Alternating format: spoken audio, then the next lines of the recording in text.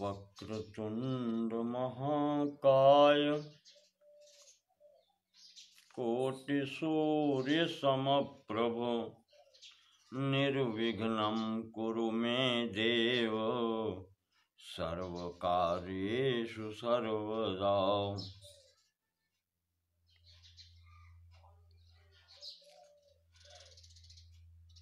नमोस्तुते व्यास विशाल बुद्धे पुल्लारविन्दायत पत्र नेत्रो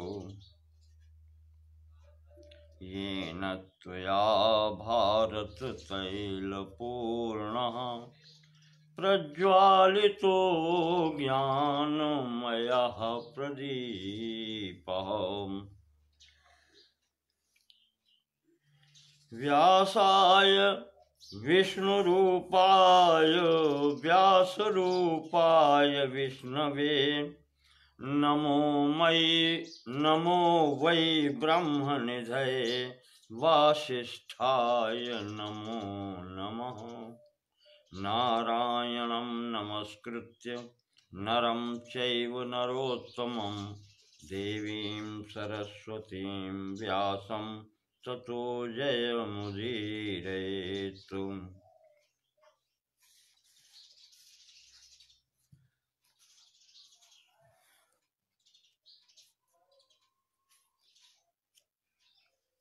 कल के प्रसंग को आगे बढ़ाते हुए महाराज व्यास जी युधिष्ठिर को समझा रहे हैं कि संसार में कोई किसी का है नहीं, न कोई किसी को दुख देता है न कोई किसी को सुख देता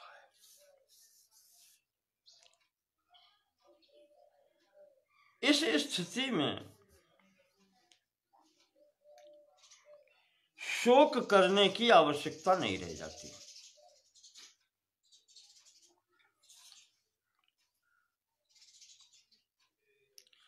व्यास जी कहते हैं कि युधिष्ठिर,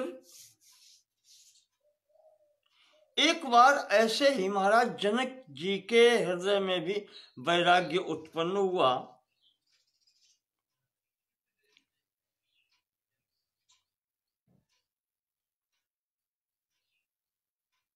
तब उनके पास एक ब्राह्मण आए, अश्मा नाम था उनका।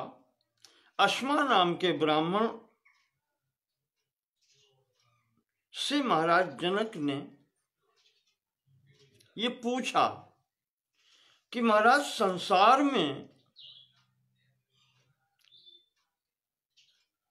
किसी भी व्यक्ति को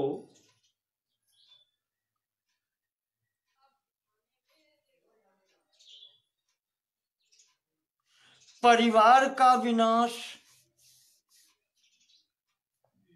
या धन का विनाश देखना पड़े, ऐसी परिस्थिति बने,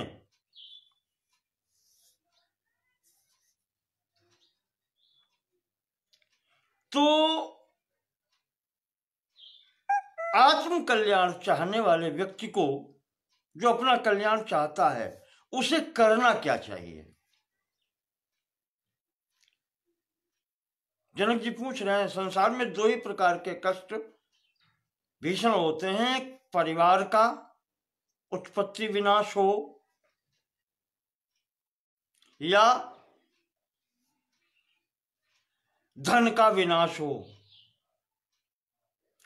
ये संकट व्यक्ति चित्त से परेशान हो जाता है। वही जनक जी ने पूछा कि ऐसी स्थिति आए तो मनुष्य को करना क्या चाहिए?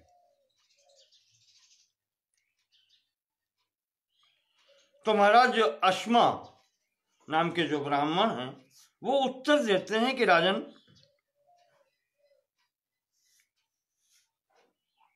देखो ये संसार है,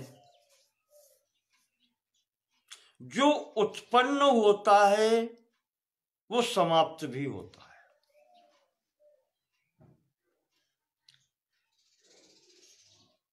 किसी की स्थिति एक जैसी नहीं है।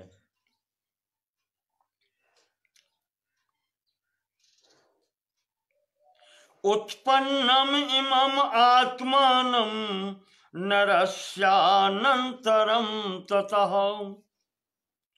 तानि तानि अनुवर्तन्ते दुखानि च सुखानि च। कहा व्यक्ति का, मनुष्य का शरीर जब उत्पन्न होता है, ये सुख और दुख उसी समय से इसके पीछे लग जाते हैं, ये साथ ही में आते हैं।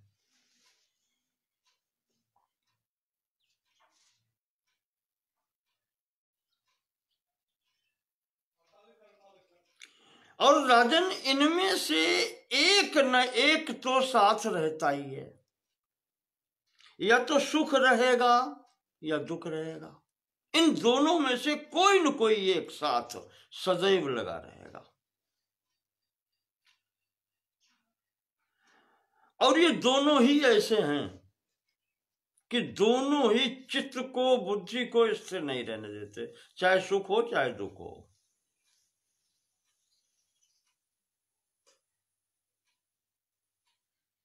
राजन, आपने देखा होगा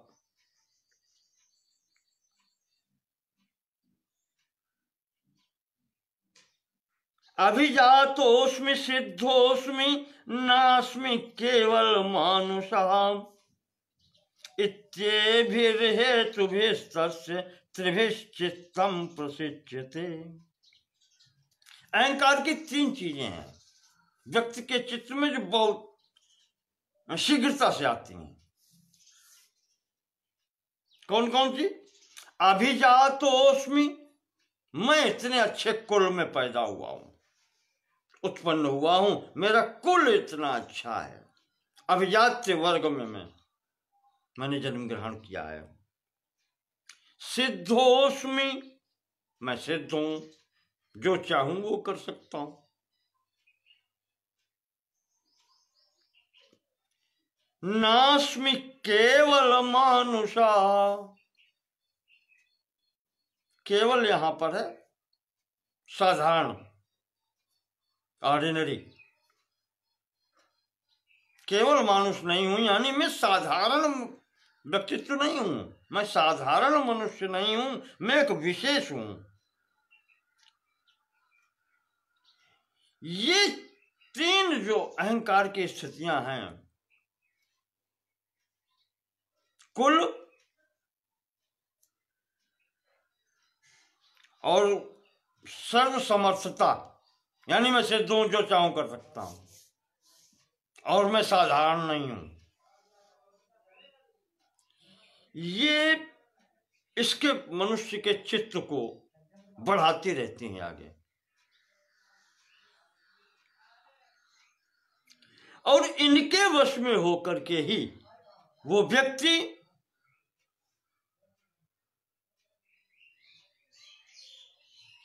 भोगों में आसक्त हो जाता है, और इतना हो जाता है,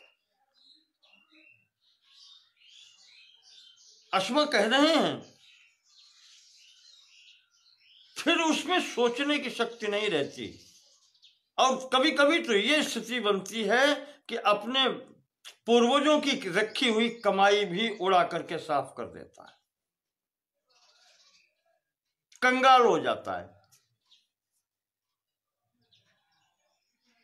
धन की स्थिति बता रहे, ये हो जाती है।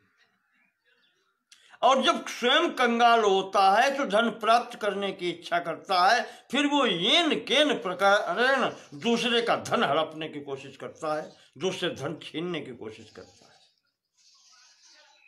क्योंकि मैं सब कुछ कर सकता हूं, मैं साधारण मनुष्य नहीं हूं। ये तो भरा ही पड़ा, यही चल रहा है।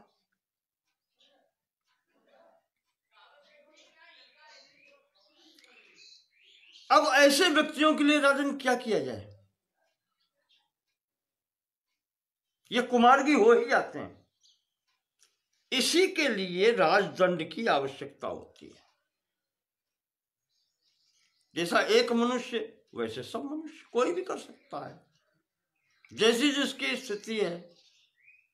इसी कारण से प्रजा में भी रोष हो जाता है, प्रजा में भी शांति नहीं रह पाती। उस शांति को स्थापित करने के लिए, एक से दूसरे की रक्षा करने के लिए इस प्रकार के राजदंड की आवश्यकता पड़ती है।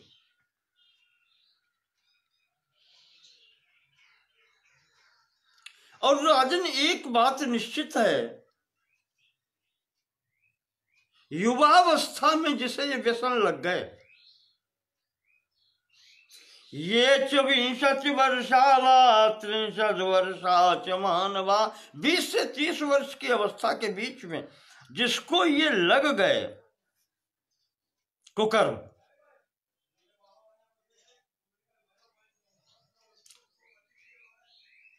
वो व्यक्ति फिर जीवित रह नहीं पाते। उनको 100 वर्ष की जीवन की कामना नहीं करनी चाहिए, वो रह ही नहीं सकते, उनको तो मरना ही होता है।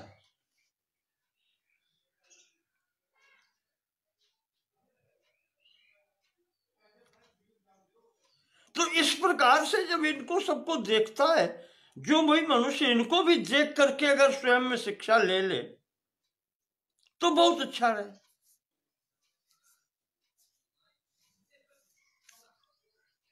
ये धन संबंधी स्थिति बताई आपने, अश्मा जी ने बताया कि धन ऐसे नष्ट होता है।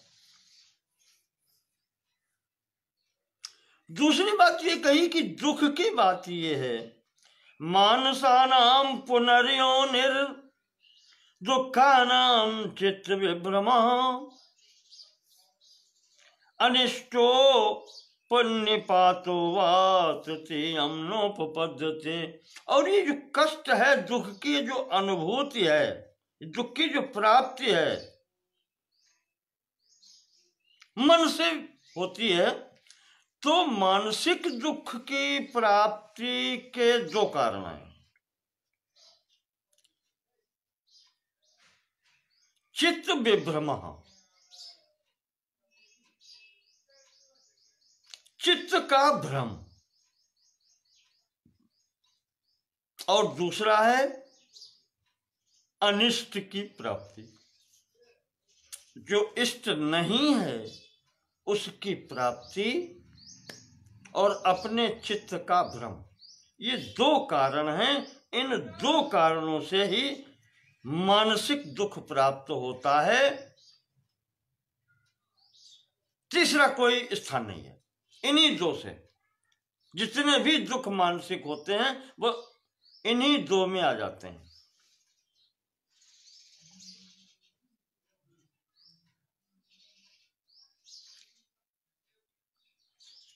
संसार के जितने भी दुख हैं सब इन्हीं दो में आ जाते हैं।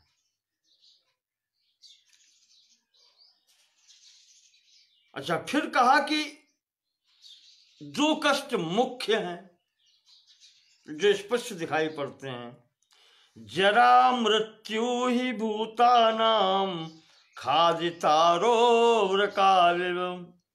कहा दो जो दुख हैं, जरा और मृत्यु, प्रत्येक मनुष्य को पकड़ पकड़ कर भेड़िए के भांति खा जाते हैं और कोई कुछ नहीं कर पाता, कोई कुछ नहीं कर पाता। बलिनाम दुर्बलानाम चो, चाहे कितना भी बली व्यक्ति हो और चाहे जितना भी दुर्बल व्यक्ति हो, ये किसी को नहीं छोड़ते।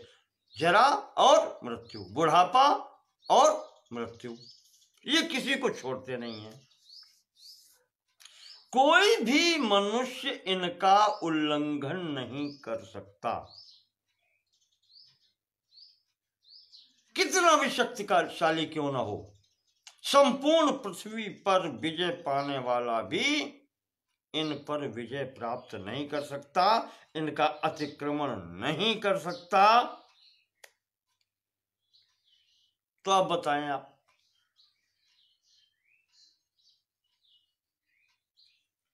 जिनका अतिक्रमण हो ही नहीं सकता, जिसका उल्लंघन कोई नहीं कर सकता, तो उससे छुटकारा कैसे होगा? कल बताया था कि दुखालयम अशाश्वतम अयम संसार। ये संसार जो है दुखों का ही घर है।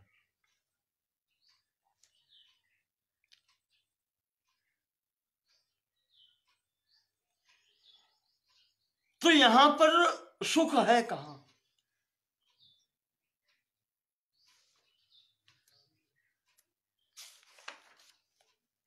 जहां जो मनुष्य जो कुछ चाहता है उसे जब नहीं मिलता है वही दुख है।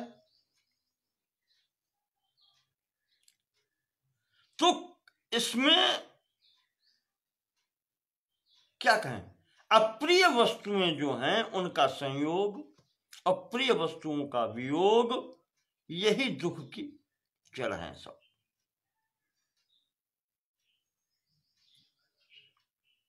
और राजन इसमें कुछ वस्तुएं ऐसी हैं, प्रादुर्भावस्य भूतानाम देहत्यागस्तथैव च प्राप्तिर व्यायाम योगश्च सर्वमेतत् प्रतिष्ठितम्। प्राणियों की उत्पत्ति, प्रादुर्भाव और देह त्याग, मृत्यु, लाभ और हानि। आपको बताया था ना, सुनो भरत भावी प्रबल बिलखि कहो मुनिनाथ, हानि लाभ जीवन मरण जस अपजस विधि हाथ। निश्चित है, अपने हाथ में है ही नहीं, विधि हाथ ये प्रारब्ध के अधीन है।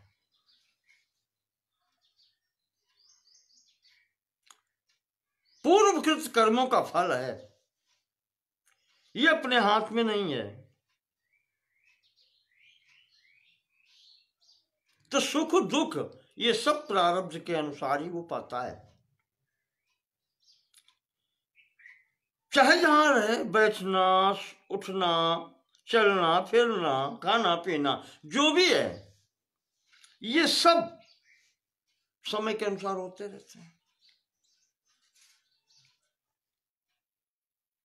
कभी देखा है राजन, अगर परिवर्तन हो सकता, वैद्याश्चाप्यातुरः सन्ति, वैद्या डॉक्टर, च अपि आतुराः सन्ति,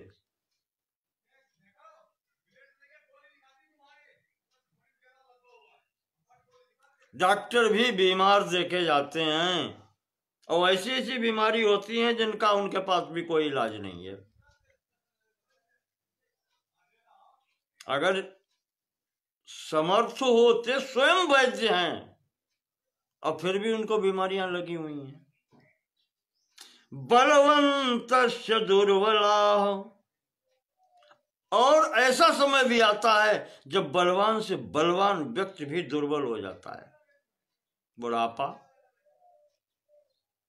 जवानी में चाहे जितने बड़े पहलवान रहे हों, तो जिस समय बुढ़ापा आता है, 75 के ऊपर पहुंचते हैं, शरीर कार्य नहीं करता, बने रहो बलवान। अब क्या करता है, समय बलवान को भी निर्बल बना देता है, वैद्य को भी रोगी बना देता है।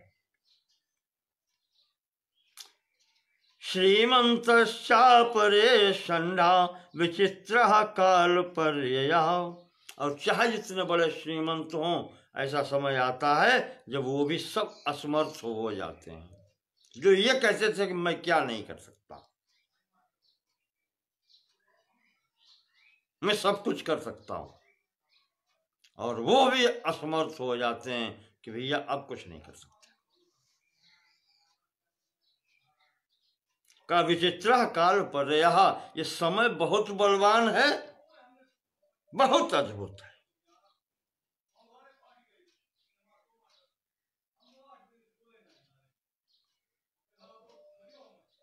कुले जन्म तथा वीर्यम आरोग्यम रूपमेव च। कुलीन परिवार में जन्म, रूपवान होना,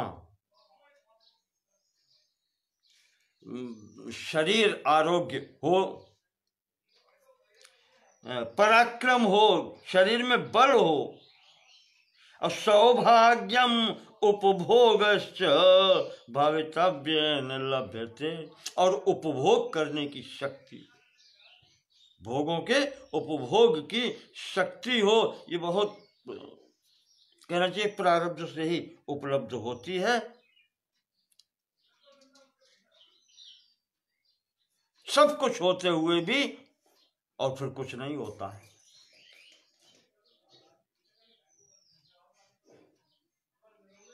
अस्मा कहते हैं राजन, जो पुत्र नहीं चाहता, जिसके पास खिलाने के लिए एक दाना नहीं है,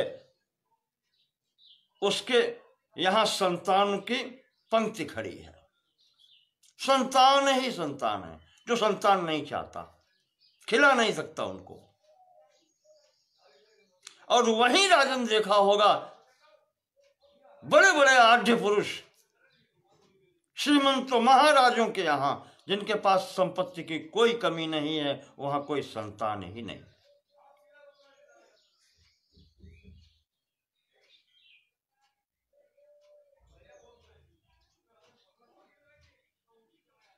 तो ये काल पर्याय है। सब काल के अधीन है। व्यक्ति कुछ कर नहीं पाता।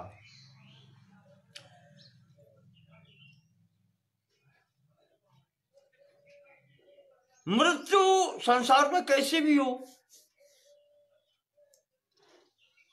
चाहे रोग से मरे, अग्नि से मरे, जल से मरे, अस्त्र शस्त्र से मरे, भूख प्यास से मरे,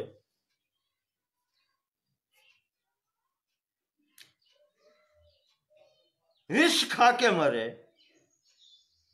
ऊंचे स्थान से गिर के मरे, यानी किसी भी स्तर से हो, ये सब निमित्त हैं। कब क्या होना है, ये सब प्रारब्ध के वश होता है। इसमें कोई कुछ कर नहीं सकता।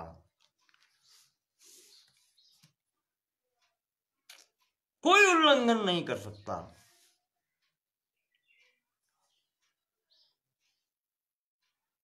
संपूर्ण वैभव भरा पड़ा है, अपार धन है, संपत्ति है, और व्यक्ति जवानी या जवानी से पहले ही मर जाता है।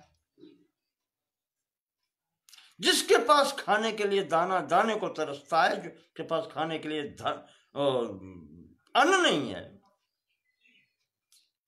और वो सैकड़ों वर्ष तक जीवित रहता है, अत्यंत बुढ़ापे में जाकर के, वृद्धावस्था में, शतवर्षीय होकर के, उसके बाद में मरता है। जिसके पास खाने को नहीं, और जिसके पास खाने को है, सब कुछ है, धन संपत्ति ऐश्वर्य सब कुछ है, और वो कहो जवानी में ही मर जाता है, कहो पहले ही मर जाता है। ये भी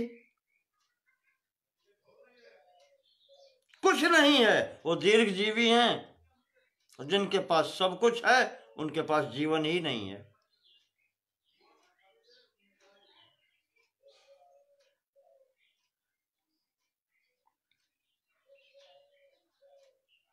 प्रायेण श्रीमताम लोके भोक्तुम शक्तिर्न विद्यते। हाँ, संसार में यह भी देखा गया है।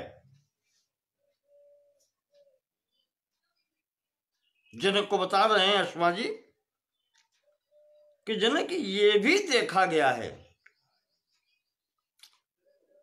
प्रायेण श्रीमताम लोके, वैभववान श्रीमान लोगों के घर में जहां संपूर्ण भोग सामग्री उपस्थित है, तो भोक्तुम शक्ति न विद्यते, उन्हें उपभोग करने की शक्ति प्राप्त नहीं हुई है।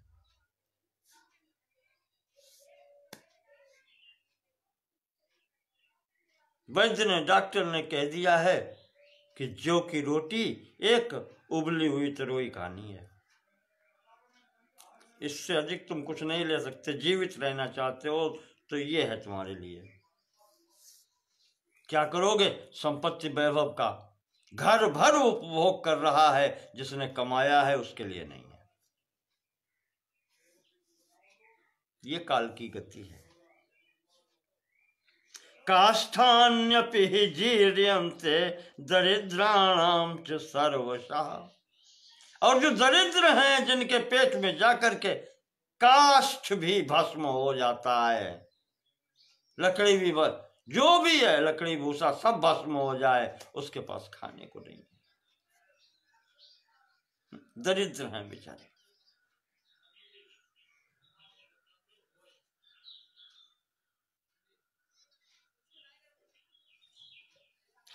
तो इस प्रकार से स्थितियां संसार की होती हैं।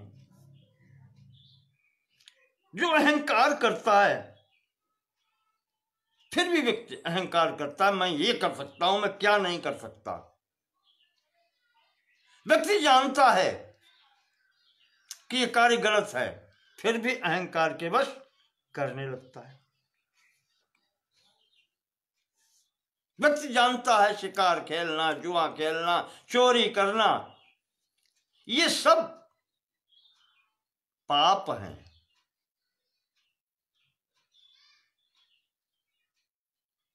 याद आता है पंचदशी का, स्वामी विद्यारण्य जी लिखते हैं,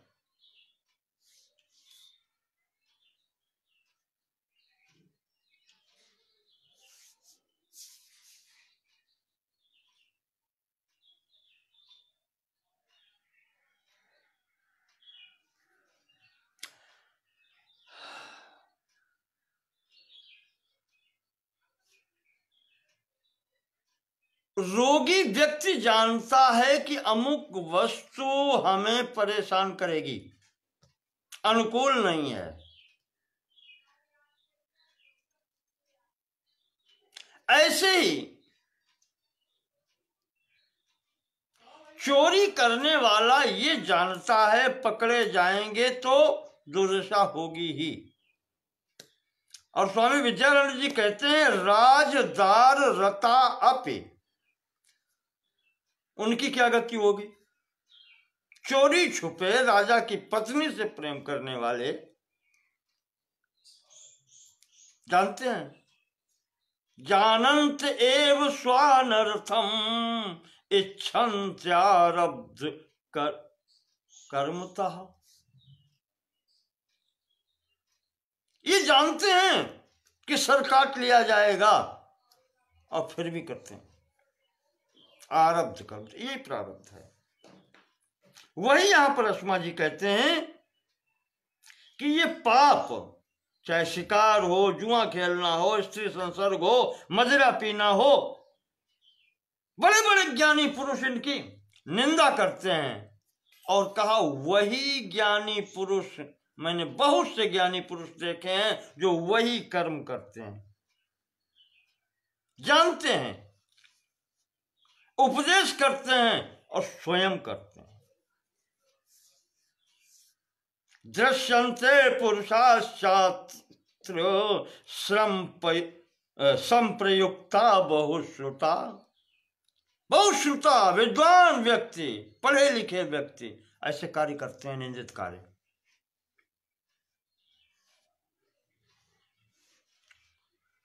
कहा तो राजन, ये प्रारब्ध भी कुछ होता है जिस कारण से इसको इष्ट अनिष्ट की प्राप्ति होती रहती है।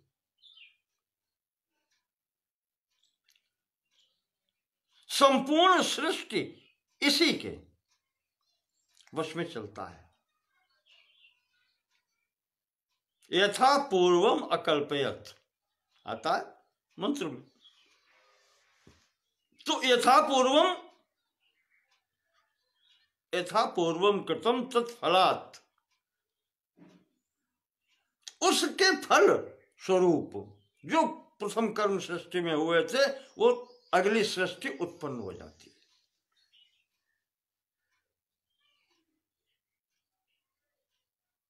शीतम उष्णम तथा वर्षम कालेन परिवर्तते, जैसे जाड़ा गर्मी बरसात तो समयानुसार आते रहते हैं, ठीक उसी प्रकार एवमेव मनुष्याणाम सुख दुखे नरर्षभो, इसी प्रकार मनुष्य के पीछे सुख दुख आते रहते हैं।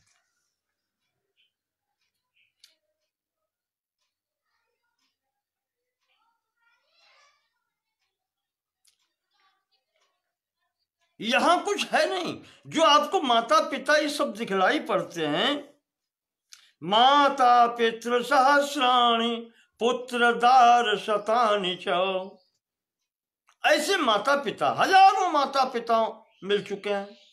जब से इस सृष्टि में आवागमन प्रारंभ हुआ है, हम लोगों ने कितने ही हजारों लाखों माता पिता पाए हैं। पुत्रदार, हर योनि में अलग अलग पुत्र संतान है और पत्नियां पाई हैं। वे सब कहां हैं? कस्य ते कस्य वावयम, वे सब कहां हैं, किसके हैं, और हम किसके हुए? बताया, स्वयं से निर्णय करें कि हम किसके हुए और वो सब कहां हैं।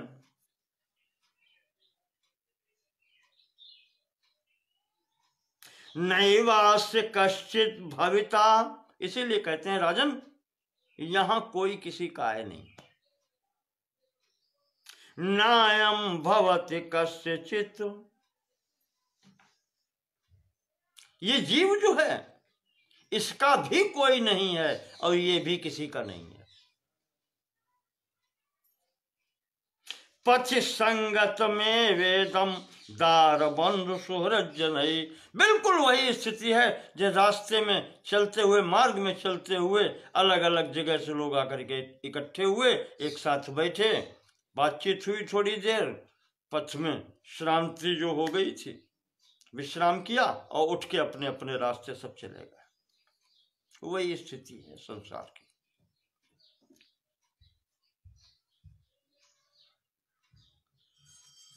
यही सब सोच के मनुष्य को विचार करना चाहिए कि मैं हूं कहां,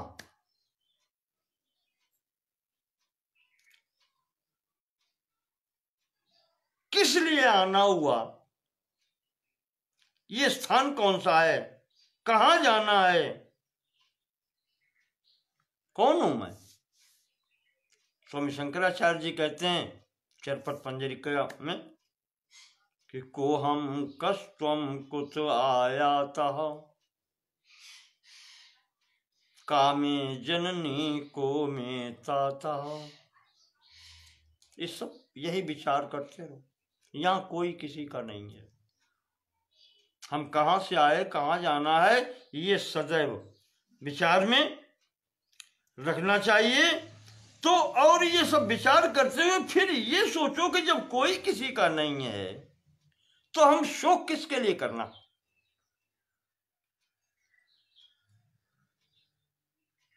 शोक किसके लिए करना, सोचना किसके लिए।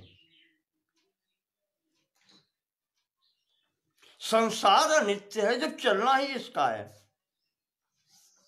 सत्य संसरति इति संसारः, चलना ही इसका कार्य है। संसर्त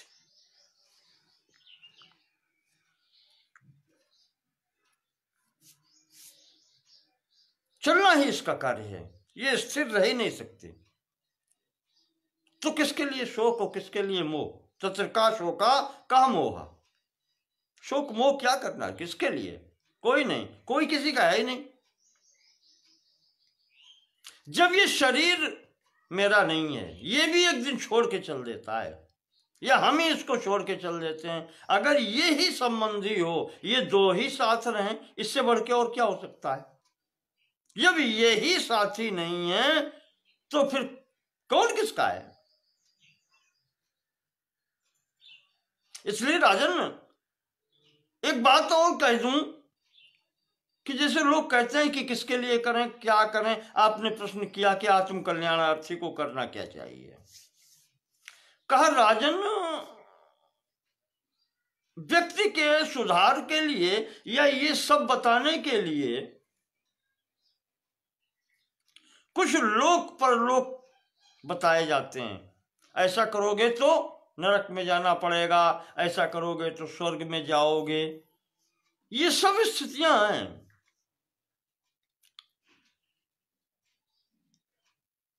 पर विद्वानों ने कहा है, महापुरुषों ने कहा है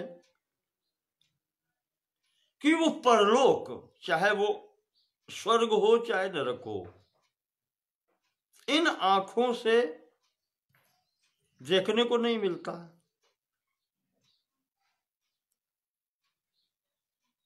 तो व्यक्ति सोचने लगता है कि है कि नहीं।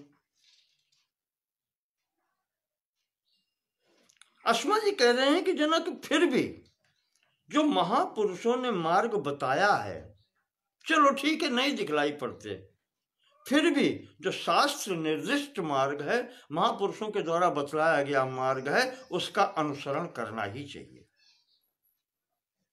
छोड़ना ही चाहिए।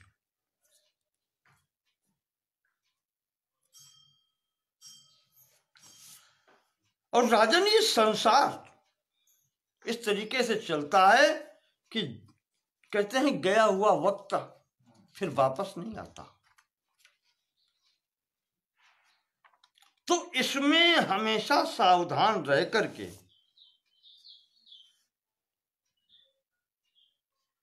आत्म कल्याण का प्रयास करता रहना चाहिए।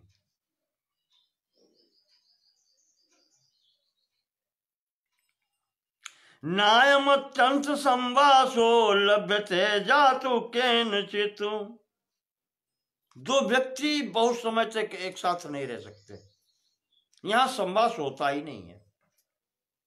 अत्यंत संवास, एक साथ रहना सदैव के लिए हो ही नहीं सकता।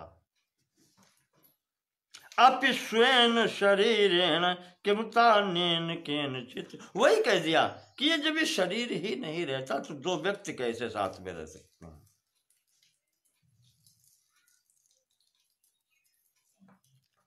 इसलिए युधिष्ठिर, यहां कोई किसी का नहीं है।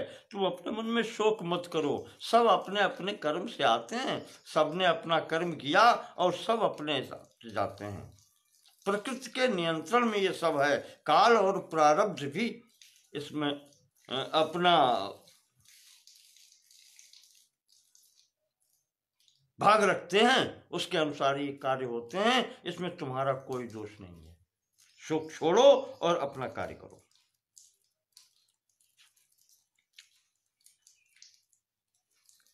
इस प्रकार से महाराज ने समझाया, व्यास जी ने, कि अस्मा जी ने जनक को ये बताया, वही राजन मैं तुम्हें बता रहा हूं। शोक छोड़ो, यहां शोक करने योग्य कोई है ही नहीं। और चाहे जीवन भर रोते रहो, फिर यहां पर मिलने वाला भी कुछ नहीं है, जाने वाला वापस नहीं आता।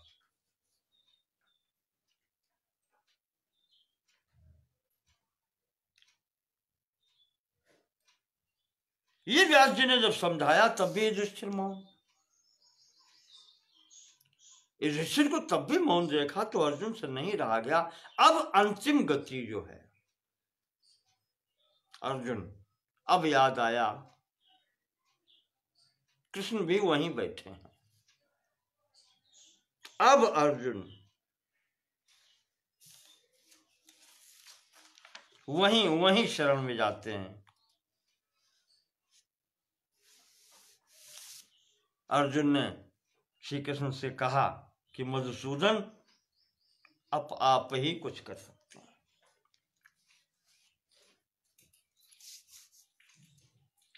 ऐसी स्थिति में हम आ गए हैं, जब भी हमारे ऊपर संकट पड़ा है आपने ही निवारण किया है। और आज जब हम इस स्थिति में बैठे हैं और महाराज की ये स्थिति बन रही है, कैसे होगा ये सब? इस संकट से निवारण अब आप ही कर सकते हैं। भगवान के हाथ जोड़ते हैं। महाराज श्री कृष्ण घूम के युधिष्ठिर की तरफ बैठे। हाथ पकड़ लिया, युधिष्ठिर जी का हाथ अपने हाथ में लिया और कहा, राजन,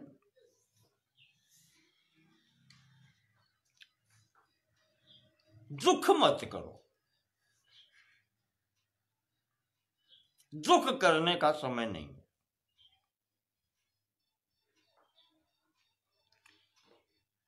जहां आप बैठे हैं, समर भूमि में जितने भी वीर मारे गए हैं, चाहे आप जीवन भर यहां बैठ के रो, ये पुनः वापस नहीं आने वाले।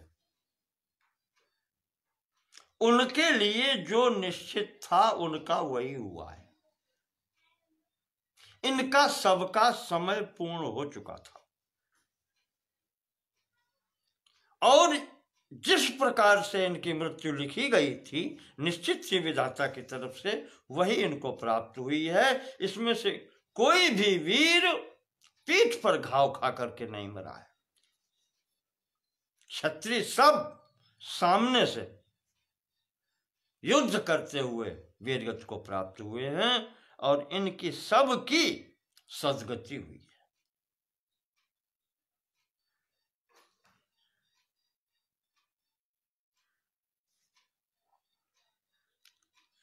और राजन, ये एक ऐसी वस्तु है जिसे कहते हैं मृत्यु। इससे किसी का छुटकारा नहीं है। हमें भी चलना है, आपको भी चलना है। कोई पहले चला गया, कोई बाद में चलेगा, कोई साथ साथ चला गया, कोई आगे पीछे चलेगा।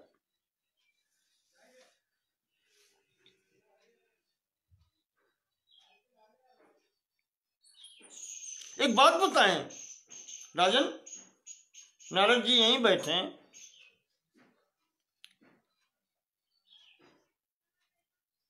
प्राचीन समय में एक राजा थे संजय।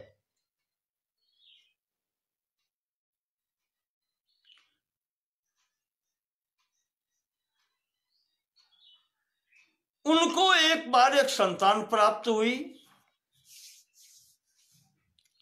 और संतान वो अल्पायु में मृत्यु को प्राप्त हो गई। तो संपूर्ण राजमहल शोकमग्न हो गया।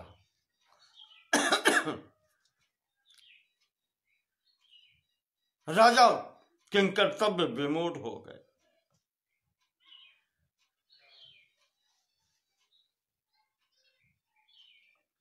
ऐसे समय पर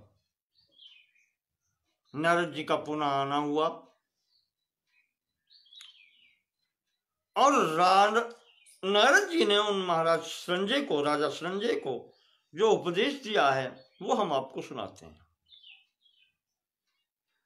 और वो आपको ये स्थिति को समझने में सहायता करेगी।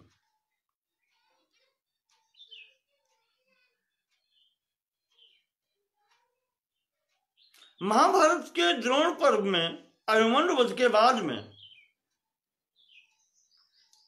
यही आख्यान वहां भी आया है। षोडश राजकीयोपाख्यान कहा जाता है। इसमें 16 राजाओं की कथाएं हैं।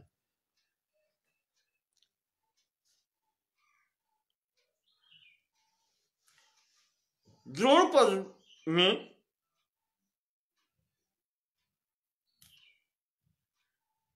अभिमन्यु वध के बाद में ये है और यहां शांति पर्व के प्रारंभ में है।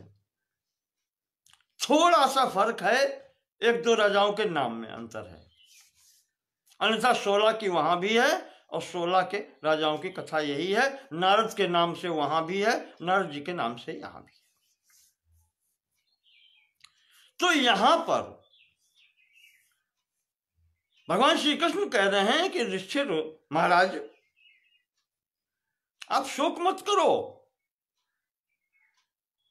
नारद जी ने जो उपदेश किया था संजय के लिए, मैं आपको सुनाता हूं, सुनिए। कहा, यहां संसार में मृत्यु से बचने वाला कोई है नहीं।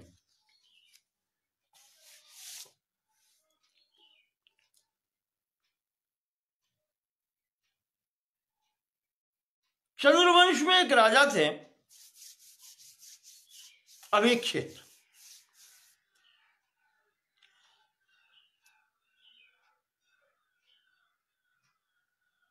या चंद्रवंश या सूर्यवंश मुझे याद नहीं आ रहा।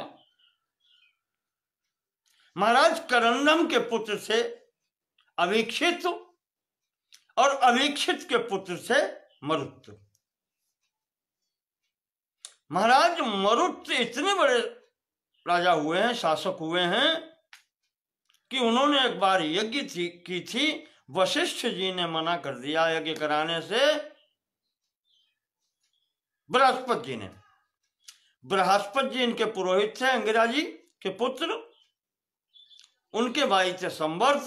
तो बृहस्पति जी के मना कर देने के कारण फिर महाराज उनके भाई संवर्ष जी की शरण में गए और संवर्ष जी ने यज्ञ कराई थी इनकी मरुत की। ऐसी यज्ञ फिर हुई नहीं है।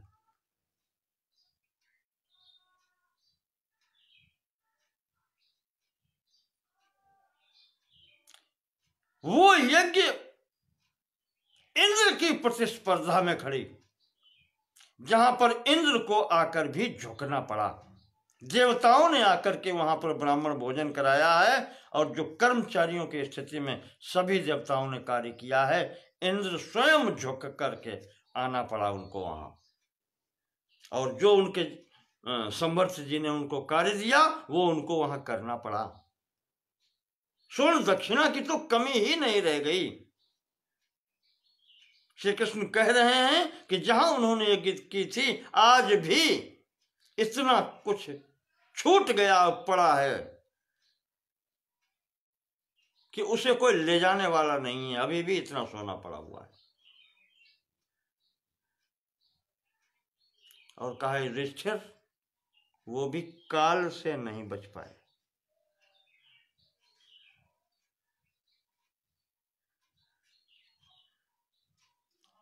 वो मरुत भी एक दिन काल के वशीभूत हो गए। उनसे बढ़ के यहां तुम्हारे आसपास में और कोई नहीं है जितना उन्होंने किया है। नारद जी संजय को बता रहे हैं, कृष्ण युधिष्ठिर से कह रहे हैं कि राजा मरुत से बढ़कर धर्मवान, ज्ञानवान, वैराग्यवान, ऐश्वर्यवान तुम्हारे ये जितने भी लोग हैं आसपास के, यहां तक कि तुम भी नहीं हो। और ऐसे राजा मरुत भी यहां से मर के चले गए।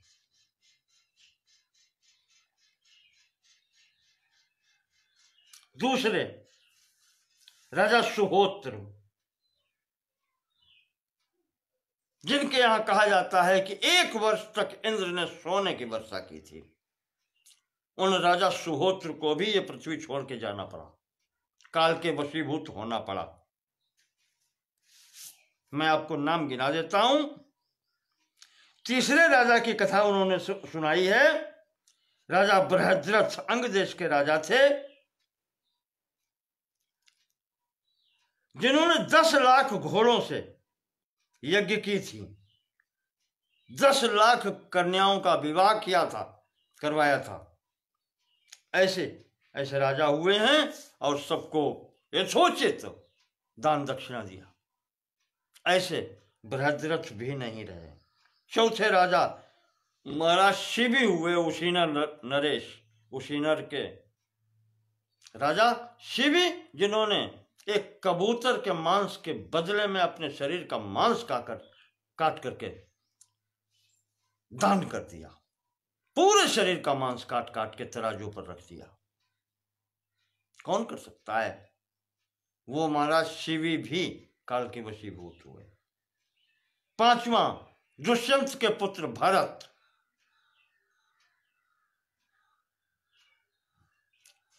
परिचय की आवश्यकता नहीं है, सबको परिचय है। वो दुष्यंत के पुत्र भरत जी भी अब नहीं है।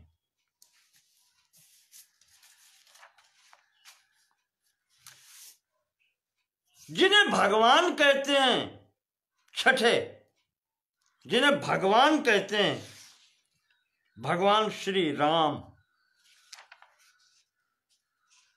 कहां है?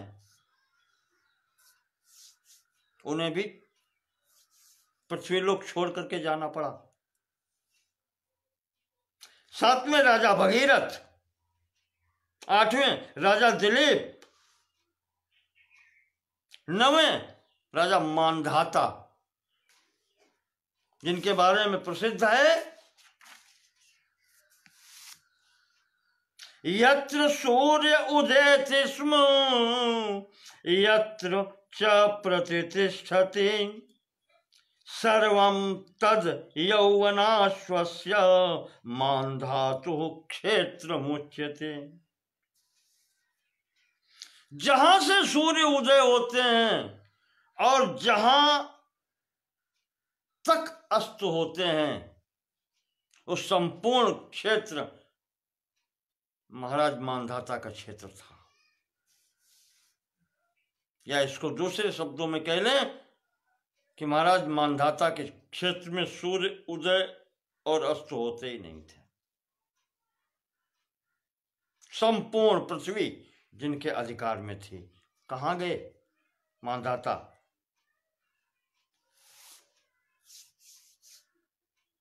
दसवें नाम लेते हैं नहुष जी के पुत्र महाराज ययाति के। कहा जिनके पुत्र यदु हुए, जिनके वंश में हम हैं, और जिनके कुल में सबसे छोटे पुत्र पुरु हुए, जिनके वंश में तुम हो। कहां गए?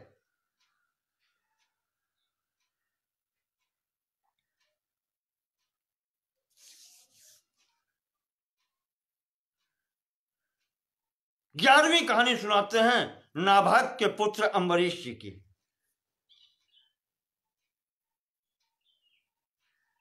अम्बरीश जी की, जिनकी रक्षा स्वयं भगवान का सुदर्शन चक्र करता था। अम्बरीश दुर्वासा जी की कथा आपने सुनी होगी, एकादशी के प्रसंग में, श्रीमद् भागवत में भी आई है।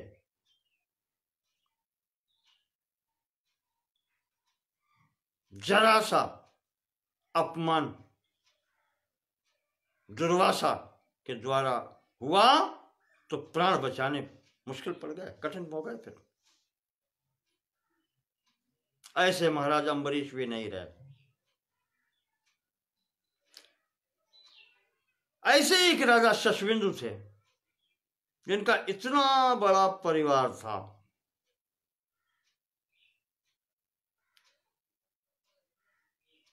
एक लाख रानियां, 10 लाख पुत्र, और फिर समझ लीजिए आप कितना हो सकता है। क्या ये भी अपने को मृत्यु से बचा नहीं सके?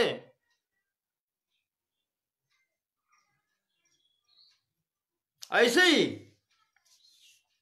एक राजा गए हुए हैं, गए, इनके बारे में प्रसिद्ध है कि लगातार 100 वर्षों तक यज्ञ किया है, होम हुआ है 100 वर्षों तक। और राजा होम से बचने वाले अन्न से ही भोजन करता था, यज्ञ शिष्ट अन्न से का ही भोजन करता था। वो भी अपने को मृत्यु से नहीं बचा पाया।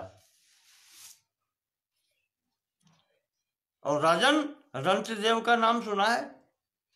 48 दिन भूखे रह करके 49वें दिन भी संपूर्ण आहार को दान कर देने वाले उन महाराज रंतदेव को कौन नहीं जानता? वो भी नहीं रहे।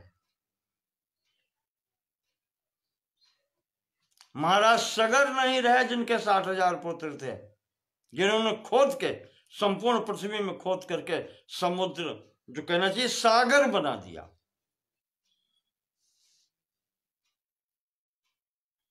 और भगवान के अंश कहे जाने वाले वेन पुत्र पृथु, जो संसार में प्रथम राजा कहे जाते हैं, रंजनाथ राजा, जो प्रजा रंजन करे वो राजा। इससे पहले सम्राट होते थे। ये नहीं रहे, कहां गए?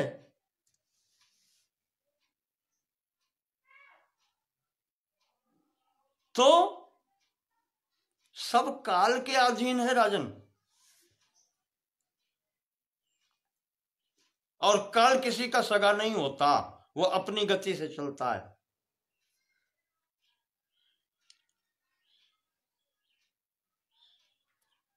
जैसा चाहता है वैसा नचाता है।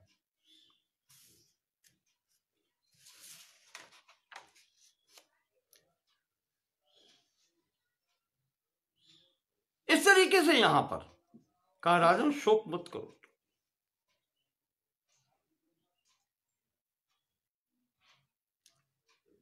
शोक करना अच्छा नहीं है।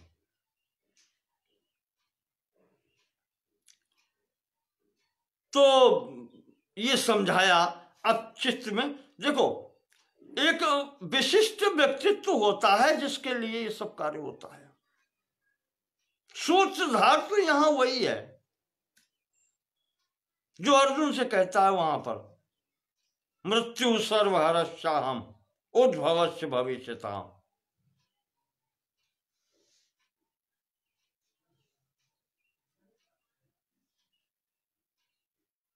मैं मृत्यु हूं, कालः कलयताम अहम, वही नियंता है और वही यहां बैठा है। आज रजिस्टर का हाथ में लेकर के कह रहा है कि शोक कैसा, किसके लिए। चित्त स्थिर होता है रजिस्टर का। एक तो सम्मान बहुत करते हैं, अर्जुन से भी अधिक मानते हैं कृष्ण को, अपने से भी अधिक मानते हैं कृष्ण को। आज वही सामने है। कहा नहीं महाराज, ये शोक करने का समय नहीं है। अब शांति थोड़ी चित्त में आती है। इधर से पूछते हैं महाराज कि ये संजय के बारे में, कि संजय कौन है, कैसे इसका पुत्र था, कैसे समाप्त हो गया।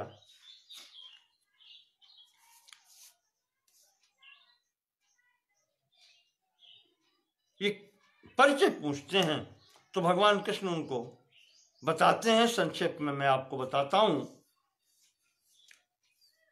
एक बार की घटना है, दो ऋषि नारद जी और पर्वत।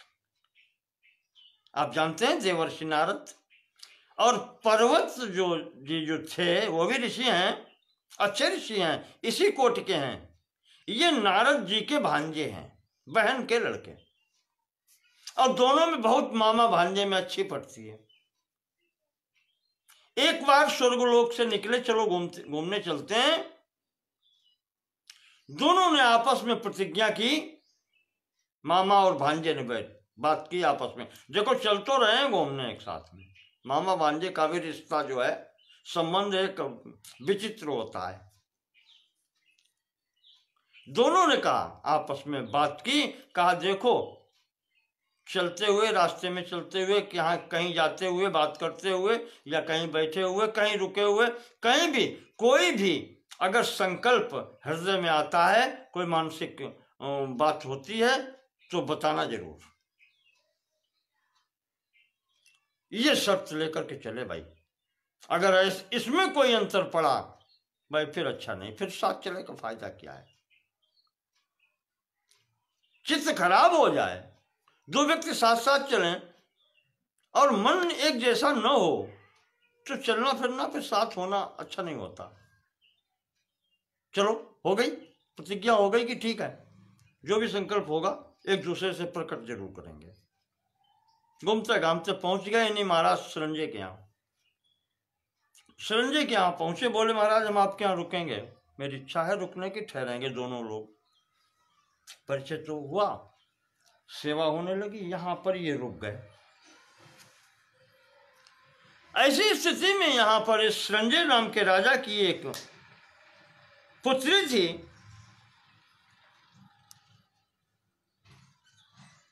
मैं आपको पहले भी बता चुका हूं दुर्वासा को कुंती के प्रसंग में भी, कि ऐसी स्थितियों में जहां विशिष्ट व्यक्तियों की सेवा करते थे राजा के यहां होती थी, वहां पर राज परिवार का ही कोई व्यक्ति होता था, विशेषकर पुत्रियों का यहां पर दायित्व होता था ये, कि सम्मानित व्यक्तियों का यहाँ पर सेवा हो और कोई कमी न हो। तो यही यहाँ पर हुआ, सेवा हुई अच्छी प्रकार से, रुके यहाँ पर। दैववश नारद के मन में काम विकार उत्पन्न हुआ।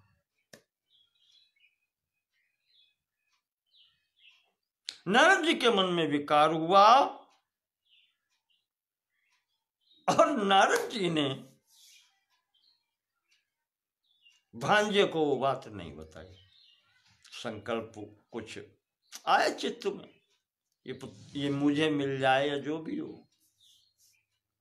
संकोच बस पर्वत को नहीं बताया इन्होंने, भांजे को नहीं बताया।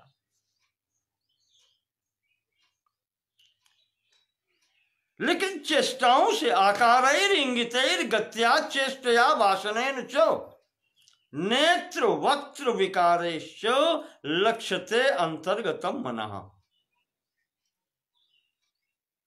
ये चीजें ऐसी हैं जिनके हाव भाव से हृदय के अंदर क्या चल रहा है वो प्रकट हो ही जाता है।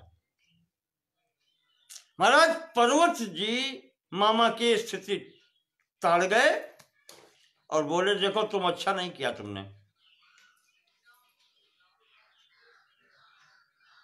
जो लोग शर्त बांध के हम चले थे घर से वो आपने पूरी नहीं की। आपके हृदय में कोई बात है, आप बताते क्यों नहीं, बताई क्यों नहीं? आप मुझसे छुपा रहे हैं भाई, अब ये मैं साथ नहीं चल सकता। ठीक है तुम्हारी इच्छा है विवाह करो, पर बता तो देते हो। मैं कोई विघ्न डालने वाला था आपसे, आप बता नहीं सकते, कह नहीं सकते, और जबकि ये शर्त होकर के चली थी। भांजे से सगा रिश्ता फिर वैसा होता है। पर्वत जी ने कह दिया कि नारद जी ठीक है विवाह कर लो तुम, लेकिन भावरों के पड़ते ही पति पत्नी का संकल्प होते ही तुम्हारा मुंह बंदर जैसा हो जाएगा। संसार के लिए भले तुम बने रहो, पत्नी की दृष्टि में तुम्हारा मुंह बंदर जैसा रहेगा। चलो, आ गई भांजे को गुस्सा, अब क्या करे, मामा को झेलना पड़ेगा। नारद जी ने कहा कि अच्छा नहीं किया तुम, मैं थोड़ा संकोच में इसलिए पड़ गया कि तुम पुत्र जैसे हो, तुमसे हम अपने विवाह की बात क्या कहें, और फिर भी तुमने मुझे शाप दे दिया। ठीक है तो बेटा स्वर्ग में वापस तब तक तुम भी नहीं जा सकोगे जब तक हम नहीं चलेंगे साथ में। चलेंगे तो दोनों ही साथ में चलेंगे, अन्यथा तुम भी ऐसे ही भटको। दोनों में आपस में ये हो गया। वो अपने तरफ हो गए, पर्वत जी उठ के चले गए। यहां स्थिति बनी, कन्या ने अपने पिता से कहा, नारद जी ने भी कहा, राजा ने विवाह कर दिया। जैसे विवाह किया, विवाह करते ही वही स्थिति जो पर्वत जी कह के गए कि इनका मुंह बंदर जैसा हो गया। सब लोग बंदर जैसा देखने लगे, ये क्या हुआ, ये क्या हुआ, ये क्या हो गया। अब क्या हो सकता था? खैर जो भी हो, कन्या को चूंकि पता था इसलिए उसने शोक नहीं किया। उसने तो उसकी दृष्टि में मुंह कैसा भी हो जाए है तो नारद जी, इस तरीके से वो सेवा करती रही। समय व्यतीत हुआ, जब पर्वत जी को पुनः याद आई तो लौट के आए। कहां तक भटके, अपने घर वापस नहीं जा सकते। वो भी आए यहीं महाराज संजय के यहाँ, नारद जी के पास गए। मामा जी हैं तो हम तुम्हारे पुत्र जैसे तो हैं, अब तो आज्ञा दे दो जो हम स्वर्ग चले जाएं, अपने घर चलें। तो नारद जी ने कहा कि बेटा तुम अकेले कैसे जाओगे, ये बताओ अकेले कैसे जाओगे, हम यहीं पड़े रहेंगे क्या?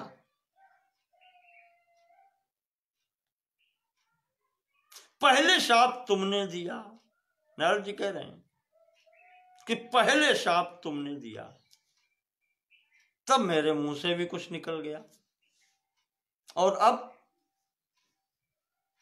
तुम ही कह रहे हो, तो पहले तुम भी मुझे मुक्त करो और हम तब तुम्हें मुक्त करें। खैर, इस प्रकार से दोनों लोगों ने एक दूसरे को शाप से मुक्त किया, दोनों स्वस्थ हुए। उसके बाद में जब यहाँ से चलने को हुए तो मन में विचार किया कि महाराज संजय का भी कुछ कल्याण होना चाहिए। संजय से कहा कि महाराज अब हम आपसे प्रसन्न हैं, आप कुछ मांग लो।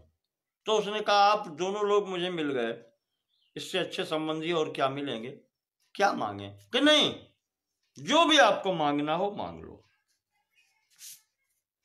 तो संजय मांगता है कि महाराज ऐसा पुत्र दे दीजिए जो देवराज इंद्र के समान पराक्रम वाला हो। इतना जो कहा तो जो पर्वत जी थे साथ में नारद के, उन्होंने कहा राजन, आपकी बात से ही ये पता चलता है कि इंद्र के समान पराक्रमी पुत्र चाहिए। क्या आपकी कोई प्रतिस्पर्धा है, कंपटीशन है इंद्र के साथ में? क्या इंद्र के प्रति आपका, इसका अर्थ यह है कि आपका भी इंद्र के प्रति कुछ भाव ठीक नहीं है? इसलिए महाराज पुत्र तो आपको प्राप्त होगा, लेकिन उसकी आयु की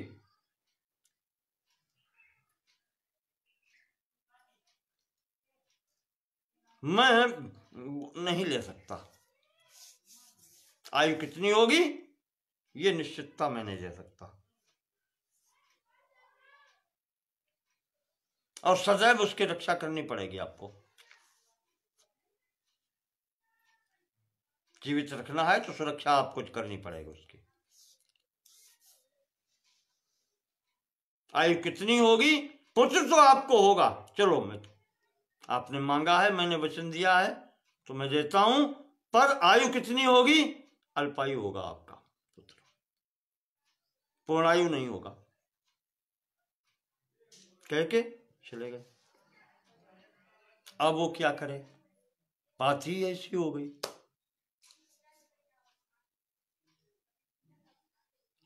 पुत्र उत्पन्न हुआ, पुत्र उत्पन्न होकर के 5वें वर्ष में ही पुत्र समाप्त हो गया। किसी बाघ ने, चीते ने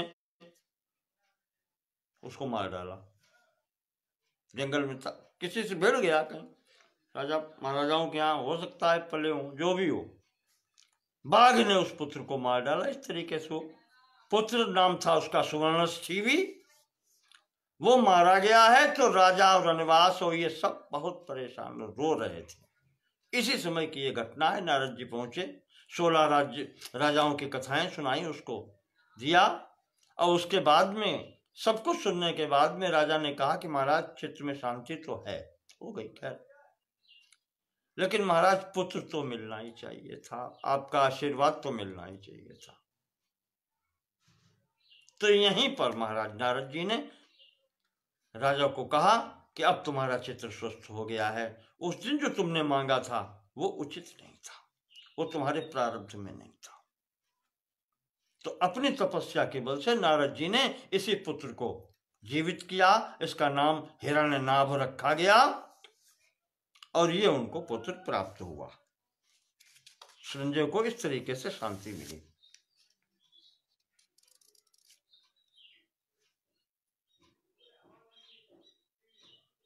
श्री कृष्ण के इस प्रकार समझाने पर महाराज युधिष्ठिर को शांति मिली। उसके बाद में व्यास जी फिर समझाते हैं कि राजन,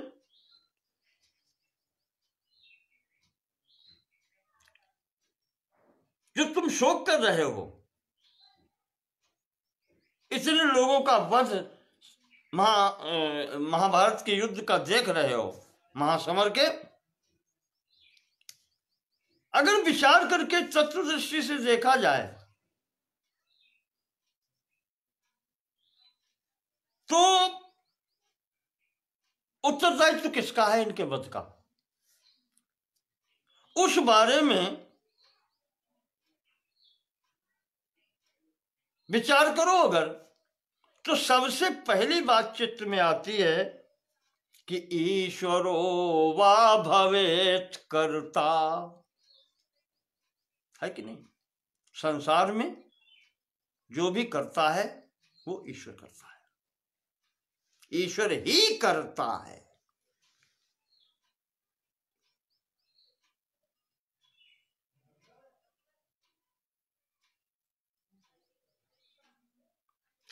लेकिन राजन अगर विचार करो तो अगर ईश्वर ही करता है तो इस स्थिति में ये मानना पड़ेगा कि ईश्वर की प्रेरणा से ही मनुष्य कोई भी कार्य करता है। अब वो शुभ भी हो सकता है, अशुभ भी हो सकता है, ईश्वर की प्रेरणा से कार्य करता है।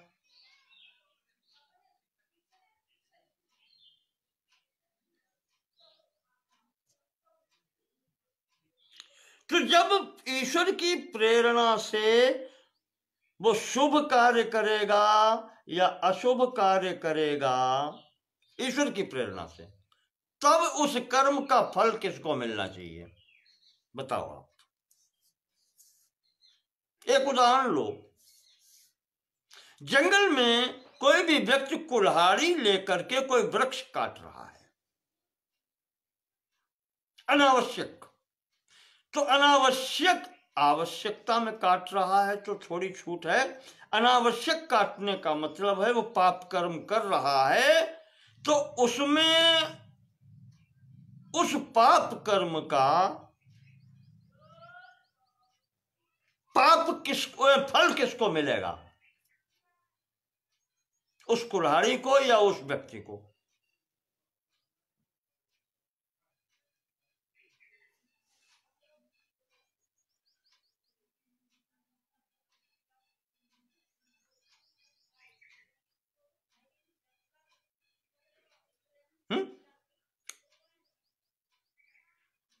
अच्छा, कुल्हाड़ी को क्या मिलेगा दंड, पाप कर्म की सजा उसको क्या मिलेगी। तो यहां पर फिर आएगा, फिर कुल्हाड़ी बनाई किसने,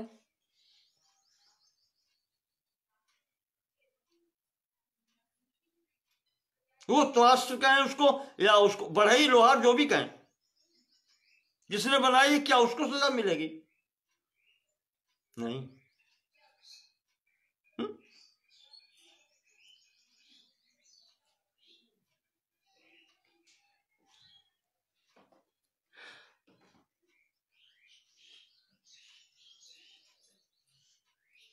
तो इसमें अगर आप विचार करें तो ना तो वो हथियार बनाने वाले का कोई दोष है, न इस हथियार का कोई दोष है, कुल्हाड़ी का दोष किसका होगा, चलाने वाले का। इस स्थिति में अब अगर ईश्वर की प्रेरणा से शुभ या अशुभ कार्य हो रहे हैं, उस जंगल में उस व्यक्ति के अनुसार कुल्हाड़ी चल रही है, तो दोषी चलाने वाला है, प्रेरक जो है दोषी वो होता है। तो इस आधार पर वो ईश्वर ही भोक्ता होगा, क्योंकि करता है तो जो करता है भोक्ता भी वही होता है।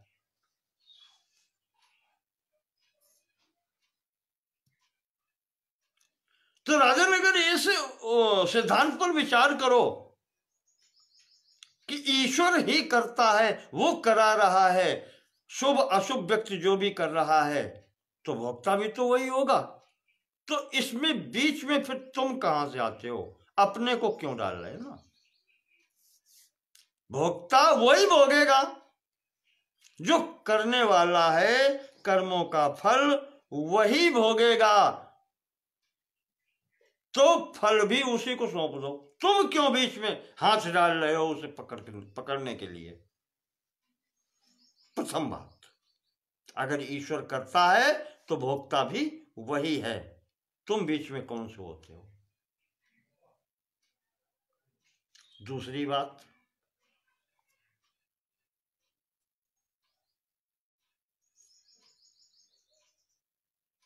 व्यक्ति जो मारा गया है उसमें मारने वाला दोषी है या वो दोषी है जो मारा गया है?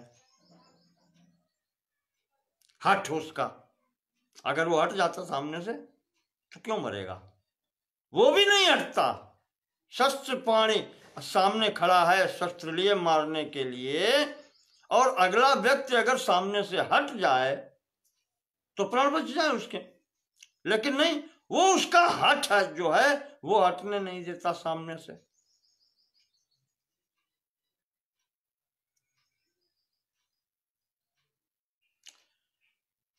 तो ऐसी स्थिति में अगर विचार करो कि काम वो करने वाला जो है, जिसके हाथ में हथियार है वही करता है, व्यक्तित्व ही करने वाला है। जैसे युद्ध में तुमने युद्ध किया है, तुम ही करता हो, ठीक है। दूसरा सिद्धांत ये है, पुण्य और पाप कर्मों का कर्ता उसको करने वाला ही है, पुरुष ही करने वाला है। अब यहां प्रेरणा वाली बात छोड़ दी गई, स्वयं जजमेंट लेकर के और स्वयं करने वाला है। तो अब यहां पर विचार करो कि तुमने जिनका वध किया है वे क्या अच्छे लोग थे? तुम्हारे द्वारा जिनका वध हुआ है, पापियों का या पापी लोगों के समर्थकों का, दो ही प्रकार के लोगों का तो वध हुआ है यहां पर। जिन्होंने स्वयं गलत किया और जो उनके पक्ष में गए उन्हीं का तुमने वध किया है, तो इसमें तुम्हारा क्या दोष है?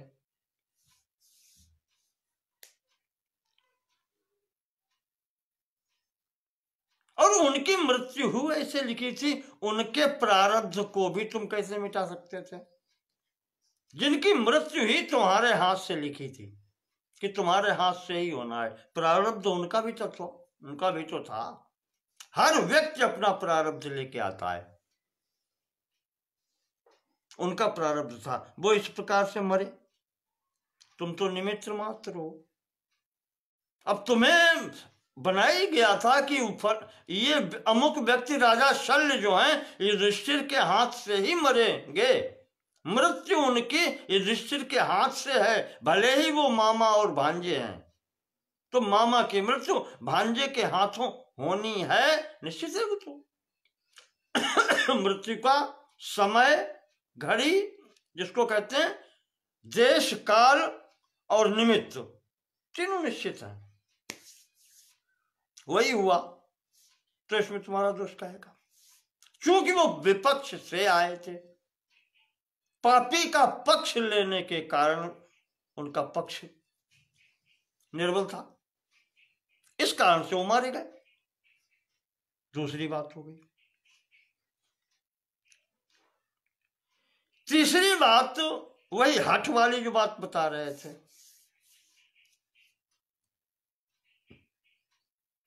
दुराग्रह या हठ, वो भी मरने के लिए, जो सामने मरने के लिए ही खड़ा है, का वो भी तो है उसका।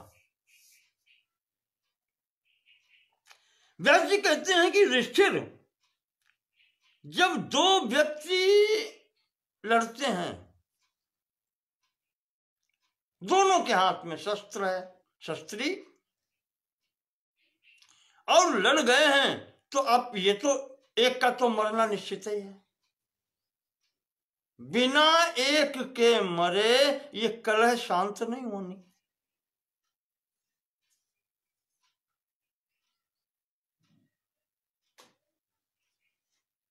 तो अब ऐसी स्थिति में जिसकी मृत्यु निश्चित होगी वही तो मरेगा, दूसरा नहीं मर सकता। इस युद्ध में, संपूर्ण 18 दिन के युद्ध में तुम भी तो मर सकते थे। एक दिन ऐसा भी आया था कि तुम भी काल के हाथ में थे, जिसमें कर्ण ने तुम्हारे कंधे पर हाथ रखा था। चाहता तो सिर उतार लेता, कोई बचाने वाला नहीं था उस समय तुम्हें।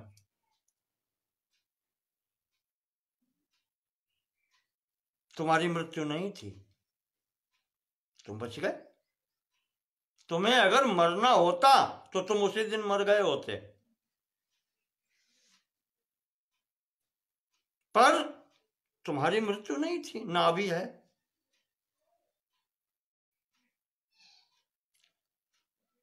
कोई व्यक्ति कितना भी अट करे,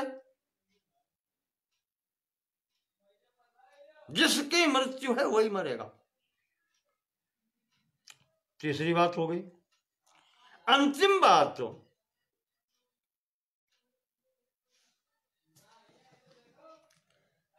मरने वाले का प्रारब्ध ये कि उसे तो मरना ही है। मरने वाले का प्रारब्ध कि उसकी भोग पूर्ण हो चुके हैं, कर्म फल संपूर्ण प्राप्त हो चुके हैं, उसके उस शरीर से जो भी कर्म होने थे संपूर्ण हो चुके हैं, तो अब तो शरीर छूटना ही है।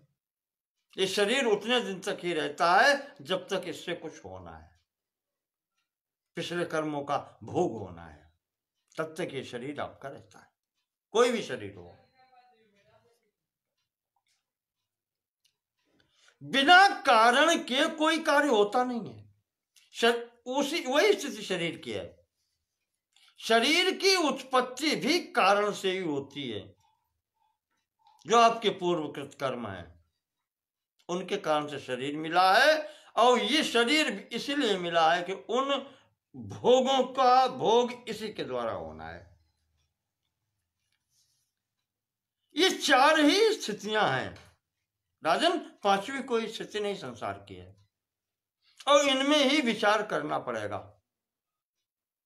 और विचार करके देखो इसमें तुम्हारा क्या दोष है और शेष स्थिति संसार की क्या है। तुम क्यों शोक कर रहे हो?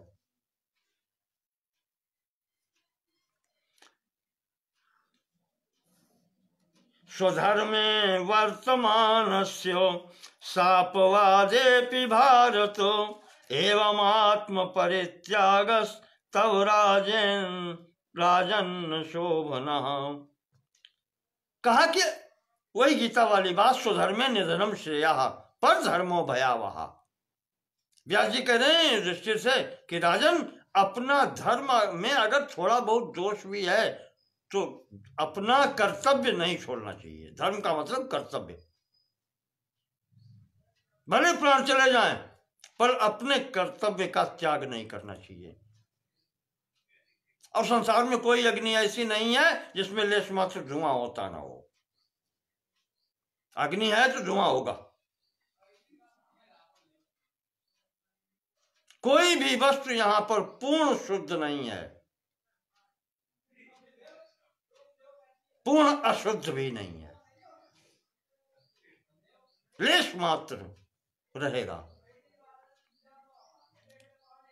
तो इस स्थिति में अगर जीवित रहोगे युधिष्ठिर, शरीर छोड़ने से काम नहीं चलता। शरीर माध्यम खल धर्म साधनम। अगर आपके चित्त में यही है कि मैंने पाप किया है तो शरीर रहेगा तो प्रायश्चित भी हो जाएगा।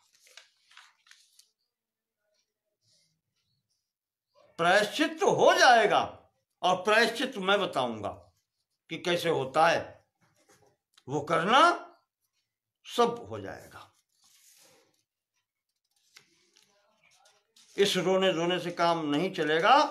और यहां पर व्यास जी ने कुछ बातें और भी बताई हैं कि किन कैसे कर्मों का प्रायश्चित होता है, किन कर्मों के प्रायश्चित की भी आवश्यकता नहीं होती, व्यक्ति विशेष को क्या खाना पीना चाहिए, या वही नरकों जैसा स्थिति बताई कि ये पाप जो है इनका प्रायश्चित करना पड़ता है या इनका भोग करना ही पड़ेगा। इस प्रकार से यहां पर महाराज ने बहुत कुछ समझाया और समझा करके युधिष्ठिर से कहा, राजन कभी कभी ऐसा भी होता है कि एक ही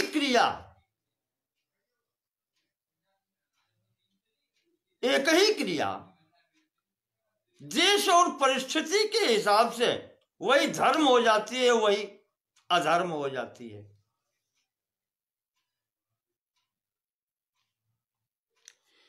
सएव धर्म सो धर्मो देश काले प्रतिष्ठिता। देश और काल के अनुसार वही एक ही क्रिया कभी धर्म हो जाती है, कभी अधर्म हो जाती है। आदानम अन्नतम हिंसा धर्मो ह्यावस्थिक स्मृता। 3 कर्म विशेष रूप से बताए हैं। चोरी करना, झूठ बोलना और हिंसा करना, ये 3 कर्म ऐसे हैं, पाप हैं, पर देश और काल की स्थिति के अनुसार ये धर्म भी हो जाता।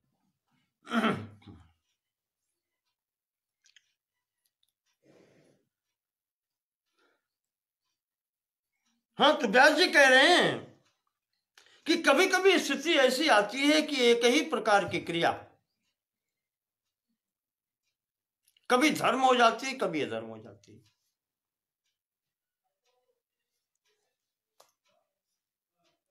तीन स्थितियां बताई, चोरी करना, झूठ बोलना, हिंसा करना।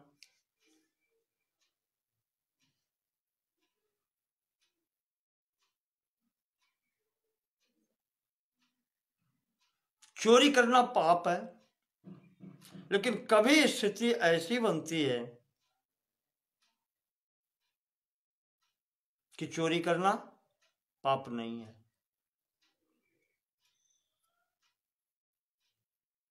इसी प्रकार जैसे झूठ बोलना,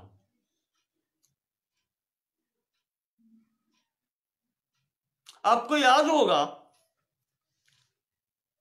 राजा बलि के प्रसंग में जिस समय भगवान वामन दान मांगने के लिए सामने खड़े हैं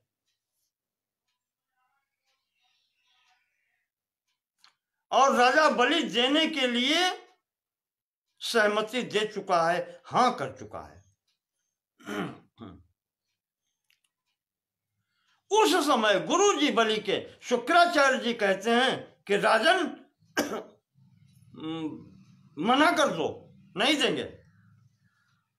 बलि कहता है मैं कह चुका हूं, हां कर चुका हूं देने के लिए।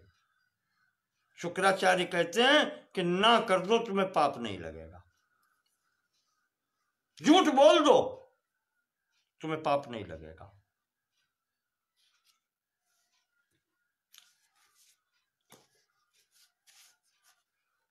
हाँ, पाप नहीं लगेगा। कहा मैं कह रहा हूं कि तुम्हें पाप नहीं लगेगा, झूठ बोल दो। वो कहता है कि नहीं महाराज, कैसी बात कर रहे हैं आप, पाप नहीं लगेगा। मैं यहां पर हां कर चुका हूं और आप कहते हैं पाप नहीं लगेगा। झूठ बोलना पाप होता है, आपने मुझे पढ़ाया है। और आज आप कहते हैं कि झूठ बोल दो, तुम्हें पाप नहीं लगेगा। कहा हाँ, मैं कह रहा हूं कि पाप नहीं लगेगा। क्यों नहीं लगेगा? तो वहां पर उन्होंने कहा है कि जहां पर सब कुछ चला जाए,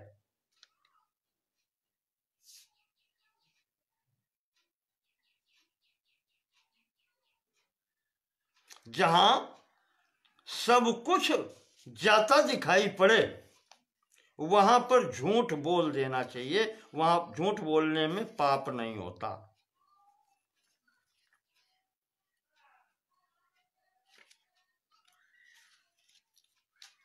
आया है वहां पर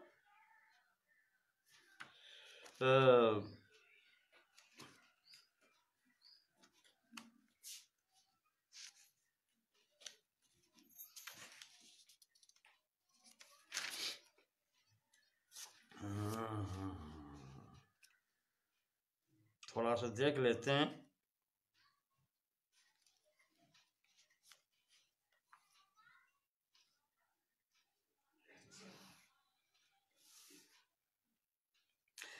हाँ, बताया है यहाँ पर शुक्राचार्य जी ने कहा है, आपको ध्यान होगा, स्त्रीषु नर्म विवाहेषु वृत्यर्थे प्राण संकटे गो ब्राह्मणार्थे हिंसायाम नान्यतम स्यात् जुगुप्सितम। कहा इतने स्थानों पर झूठ बोला जा सकता है, कोई पाप नहीं है। स्त्रीषु, स्त्रियों के मध्य में, स्त्रियों के मध्य में एक विशेष स्थिति होती है। चाहे आप उसको ये कह लें कि स्त्री हठ अगर कर दे सामने, तो उस समय को टालने के लिए आप झूठ बोल सकते हैं। नर्म, किसी के साथ में हंसी मजाक चल रहा हो, झूठ बोल गया, निकल गया, वो झूठ नहीं मानते हैं। विवाहे च, दूसरे की कन्या के विवाह में, किसी की कन्या का विवाह अगर आपके झूठ बोलने से उसका कार्य हो जाता है, बोल दो झूठ, वो पाप नहीं होता। वृत्यर्थे प्राण संकटे, वृत्यर्थे आजीविका जहां पर लुट रही हो, आजीविका जा रही हो, झूठ बोला जा सकता है।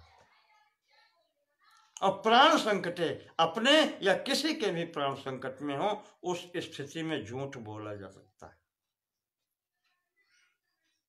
गो ब्राह्मणार्थे हिंसा, गाय और ब्राह्मण की रक्षा के निमित्त झूठ बोला जाता है, वो पाप की श्रेणी में नहीं आता।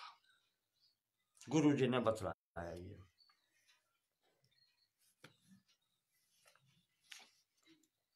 ठीक है, कहा इतने स्थान पर झूठ नहीं होता, झूठ का पाप नहीं लगता, ये पाप नहीं है।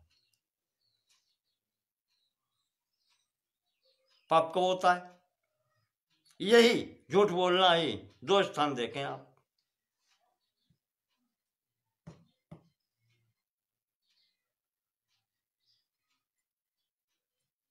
महाराज, ययाति की रानियां 2 हैं, देवयानी और शर्मिष्ठा। वहां पर शर्मिष्ठा से बात, देवयानी नहीं थी, शर्मिष्ठा ने बात की है, प्रस्ताव रखा है ययाति के समक्ष कि मैं आपकी ही हूं। वहां पर उसने अपने तर्क दिए हैं। तो प्रथम तर्क ये है कि इतने स्थानों पर झूठ बोलने से झूठ नहीं होता। और झूठ पाप कहां होता है उसने वहां बताया है।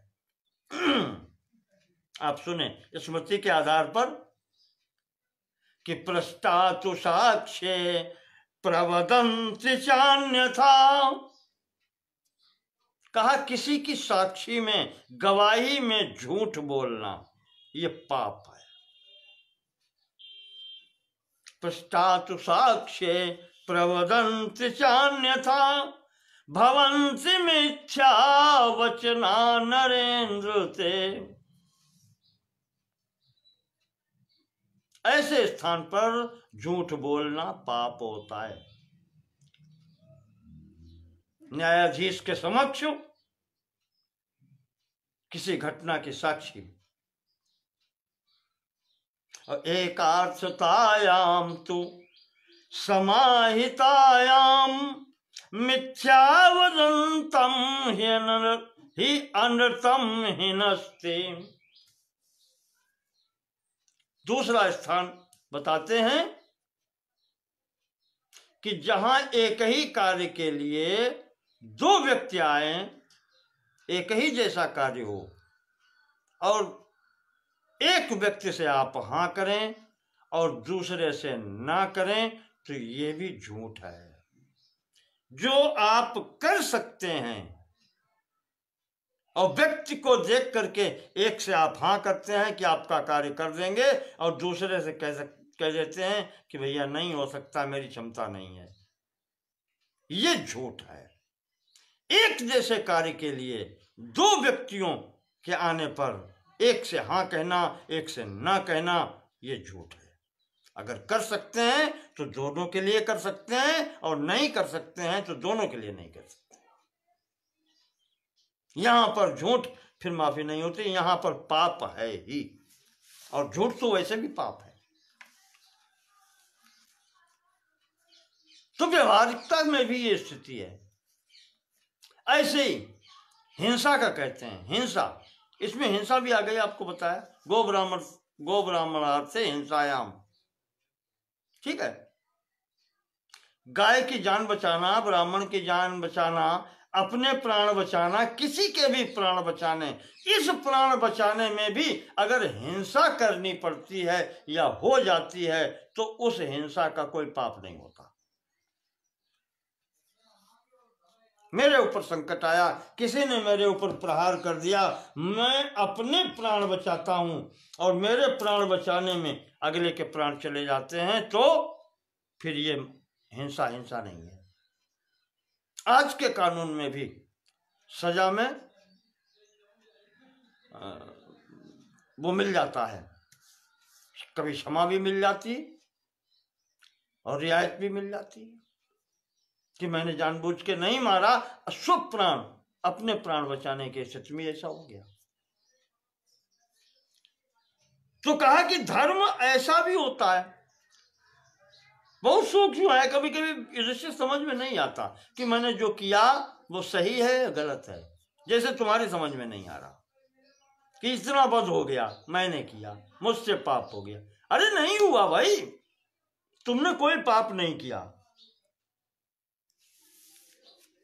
जो भी कुछ यहां पर हुआ है सब कुछ जैसे होना था वैसे ही हुआ है,